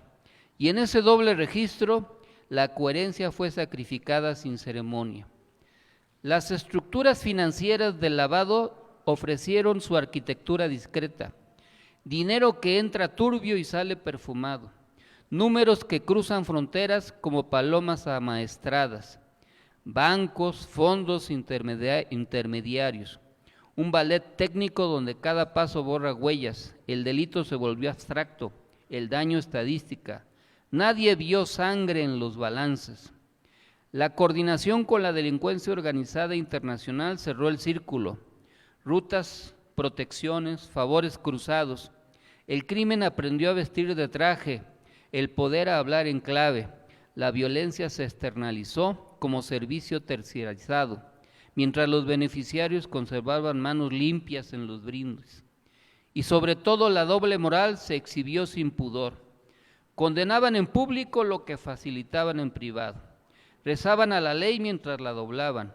En ese teatro hubo quienes cruzaron la última frontera, garantizar la impunidad a cualquier costo, incluso borrando cuerpos, apagando voces, cortando de raíz la posibilidad de denuncia. No siempre con balas visibles, a veces con abandonos calculados, con silencios letales, con muertes que se archivan como accidentes. El método variaba, el fin era el mismo. Así operan los perdularios, el placer como coartada, el negocio como propósito. Su tragedia, sin embargo, no es la caída, sino la normalización del abismo. Y cuando todo parece cerrado, cuando creen haber comprado el olvido, queda lo que no cotiza, la memoria de las víctimas, que no entiende de paraísos fiscales ni de islas privadas y que tarde o temprano reclama su verdad. Al final, lo que revelaron los archivos, aún tachados, aún mutilados, no fue solo una lista de nombres ni un inventario de excesos, sino un mapa de extravío moral. En los papeles incompletos de Jeffrey Epstein se insinuó un sistema, redes de poder que se reconocen entre sí, rituales de acceso, complicidades que no requieren firma porque se transmiten por guiños. La censura intentó salvar reputaciones, terminó señalando patrones. Quedó claro que no se trataba de un depredador aislado, sino de un anfitrión funcional. La isla no fue un capricho, fue una infraestructura, aviones, agendas, intermediarios, silencios pagados. Todo diseñado para que el abuso pareciera un accidente privado y no una práctica sostenida. Las tachaduras en los expedientes no borran la lógica, la repetición del viaje, la coincidencia de invitados, la persistencia del secreto. También se reveló la economía del olvido, indemnizaciones como mordaza, acuerdos de confidencialidad como ataúdes de papel, investigaciones que se dilatan hasta que el escándalo envejece. El tiempo fue su mejor abogado. Apostaron a la fatiga pública, a la dispersión de la atención, a la costumbre de que lo intolerable se vuelve ruido de fondo. Y sin embargo, algo falló en el cálculo, porque aún en la opacidad, la verdad deja sedimentos. Aparecen los márgenes, en las notas al pie, en los testimonios que no se pudieron comparar. Aparece en la insistencia de quienes sobrevivieron y en la incomodidad que no se va. Aparece en la pregunta que queda suspendida cuando el poder intenta clausurarla. Los perdularios creyeron que el dinero es una esponja infinita, que el prestigio blinda, que el archivo puede cerrarse. No entendieron que la dignidad perdida no se recompra y que el daño, cuando se vuelve sistema, deja rastros que ningún corrector negro alcanza a cubrir. Quemaron su alma como billetes en la noche y llamaron calor a la llama breve. Olvidaron que al amanecer revela cenizas. Este cierre no es un punto final, es un umbral, porque lo revelado exige algo más que indignación. Exige memoria activa, justicia sin atajos, límites que no se negocien. Los perdularios del poder contaron con la impunidad, no contaron con la persistencia de la verdad. Y aunque intenten esconderla en islas privadas o en carpetas censuradas, la verdad, lenta, obstinada, siempre encontrará un puerto seguro. Este es un mensaje para que entendamos a la élite que domina el mundo, a los jeques mediáticos, a los gobernantes sin escrúpulos, a los grandes multimillonarios que amasan grandes fortunas y la disfrazan de filantropía, a los perversos que utilizan su poder para humillar, desaparecer, asesinar, mutilar. Y este episodio no debe quedar desaparecido, debe quedar en la memoria porque ahí están los archivos y ojalá algún día todos los archivos sin censura se puedan conocer para que ubiquemos a quién nos estamos enfrentando. Es la clase, la casta política depravada como la que dominaba Roma en algún tiempo. Es el final de una clase política en etapa terminal. Y hay que describirla, hay que denunciarla, hay que señalarla, porque todos conocemos sus nombres, ahí están sus fotos, ahí están sus videos, ahí están sus transacciones financieras, ahí están sus evasiones de impuestos, ahí están los testimonios de las víctimas, ahí están las imágenes de las niñas abusadas, ahí está todo lo que no quisieran que existiera y sin embargo existe. Y nosotros, como parte de un proyecto distinto, tenemos que señalarlo, no desde un punto de vista solamente moral, sino desde un punto de vista ético, integral, filosófico y con una concepción de vida diferente. Eso es lo que reivindicamos, para que no se vuelva costumbre, para que no se imponga el cinismo como política pública internacional y que al final los valores en los que nos guiamos, los valores del buen vivir, sean los que finalmente prevalezcan. Por otra parte, para finalizar, les recordamos algunas actividades. Estuvimos el fin de semana en Celaya, en una reunión estatal del MNE en Guanajuato. Tuvimos que pasar por Salamanca, aunque nos hiriera el recuerdo, pero no había otro camino. Pero fue una reunión muy exitosa. El próximo fin de semana vamos a hacer una fiesta, recordando que es el Día del Amor y que el amor es el mejor antídoto para el odio. Les esperamos quienes quieran compartir con nosotros, bailar, festejar, convivir y además contribuir a que el Foro Aztlán funcione bien, nos acompañen. El costo no es de 100 pesos ni de 150, sino de 200 pesos por entrar, la salida es gratis y pueden tomar todo lo que quieran, siempre y cuando pues lo paguen, ¿verdad? Los esperamos para que puedan acudir el próximo sábado 14 a partir de las 8 de la noche en el Foro Aztlán, inviten a sus amigas y a sus amigos. Tenemos otras actividades ya programadas. El siguiente fin de semana nos toca ir al Istmo de Tehuantepec, en Oaxaca. Vamos a estar en Ciudad Ixtepec con presidentes municipales de esa región. El 28 iremos a la zona de del Valle de Toluca en el Estado de México y los primeros días de marzo a Hidalgo, a Pachuca y a otras regiones del estado de Hidalgo. Vamos a estar el 14 de marzo en la Villa Milpalta, en el sur de la Ciudad de México. El 21 de marzo vamos a hacer 2 actividades. Vamos a acudir al informe de la diputada local Ileana Sánchez de la Alcaldía Cuauhtémoc. Ojalá nos puedan acompañar.